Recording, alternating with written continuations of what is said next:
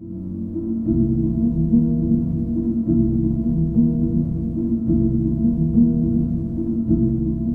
Zar hat mich hergeschickt, aber nicht wieder abgeholt. Ich höre hier jeden Morgen Kinder zur Schule. Ich höre nur die Tiere am deutlichsten im Herbst, wenn das Laub raschelt. Wer spricht? Gefreiter Jusuf Gusturic, 4. Bosnisch-Herzegowinisches Infanterieregiment, Friedhof und Tschüsswuck, Sammelgrab, erstes Feld, links vom Eingang. Ich habe kein eigenes Land, mein Volk ist verstreut. Also würde ich weiterhin die kaiserlichen Völker und Länder verteidigen. 1, 2, 3, 1, 2, 3. Und man hat sie einfach so abgemurkst? Abgemurkst, ohne Skrupel. Ohne Skrupel? Einfach abgemurkst. Schade, dass ich nicht mehr lebe. Manchmal ohne Wasser. Zu essen nur, was jemand weggenommen hatte. Ein nacktes Vieh und schutzlos. Niemand. Ein nackter Nackt.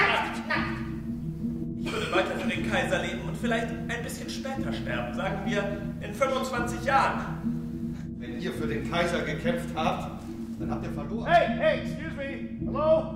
Zar, Kaiser!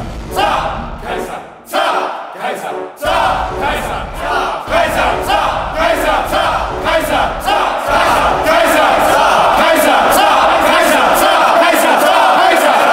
Kaiser! Zar!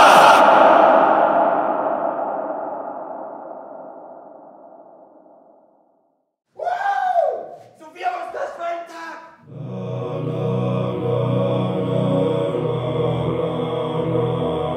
Wir horchen, wie die Welt aus den Angeln gerät und wie das Neugeboren wird.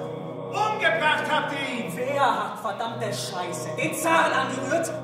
Zaubernde Lehrer, Ulei, Honig, Luftbrot, Wien, Ja, ihr, Soldaten, Arbeiter, Bauern, das Volk! Druck und Abtissen.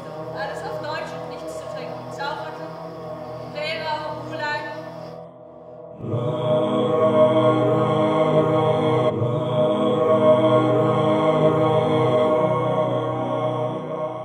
Das Volk, ja, das Volk. Wie das Volk hätte es wagen sollen, verdammte Scheiße, den Zahn anzurühren, hä? Du lügst! Sophia, ich kann das nicht. Verstehst du mich nicht? Ich kann das nicht. Ich würde mich selbst verraten. Ich kann es nicht.